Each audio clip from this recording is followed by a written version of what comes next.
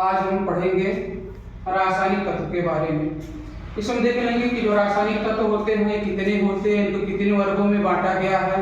ये जो रासायनिक तत्व होते हैं ये आवर्त सारणी में रखे गए हैं। तो आवर्त सारणी का निर्माण किसने किया था, कब किया था, उस आवर्त सारणी में को कितने वर्गों में बांटा गया है, कितने ब्लॉक होते हैं, इसके बारे में हम डिस्कस करेंगे। आप देख लेंगे यहाँ से हमारा जो रासायनिक तत्व होते हैं, तो कुल रासायनिक तत्वों की जो संख्या होती है वो 118 होती है। इस 118 में प्राकृतिक तत्वों की संख्या 98 होती है। ये हमको पृथ्वी पर अवेलेबल है, उपलब्ध है, हमको पृथ्वी पर मिल जाते हैं। इसमें से जो 80 तत्व ऐसे हैं जो पृथ्वी पर स्थिर हैं। इसके फिर से हम देख लेंगे कितने तत्वों की संख्या, कितने तो मैंने जो मानव निर्मित तत्व है, जो मानव निर्मित तत्वों की संख्या होती है वो 20 होती है, जिनका निर्माण किया गया, जिनका निर्माण प्रयोगशाला में किया जाता है, प्रयोगशाला में किया गया है।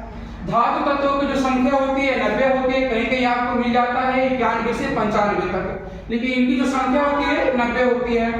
अधातु तत्वों की संख्या 21 होती है। उपधातु तत्वों की संख्या 7 होती है। सबसे हल्का जो तत्व होता है वो हाइड्रोजन होता है, इसको H से प्रदर्शित किया जाता है। सबसे हल्की जो गैस होती है हाइड्रोजन गैस होती है, इसका जो फार्मूला होता है H2 होता है।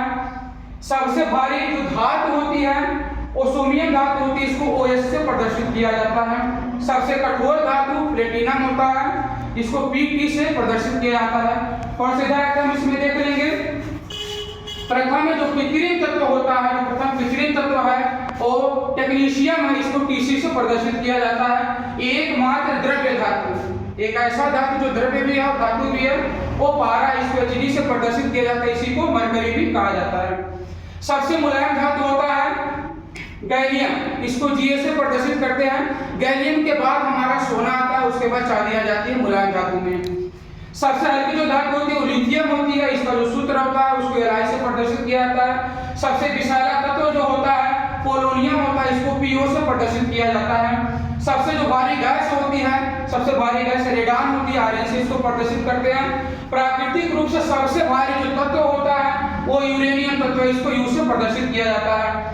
आवर्त जो सारणी होती है, इस आवर्त सारणी की खोज जिन्होंने किया था मेंडलीफ जी ने किया था, 1869 ईस्वी में किया था। आवर्त सारणी को 18 वर्गों में 18 भागों में हम उसको बांट के पढ़ते हैं। तो आवर्त सारणी में वर्गों की जो संख्या होती है ये 18 होती है, इसको 18 वर्गों में रखकर पढ़ा जाता है। आवर्त सारणी में ब्लॉकों की संख्या होती है।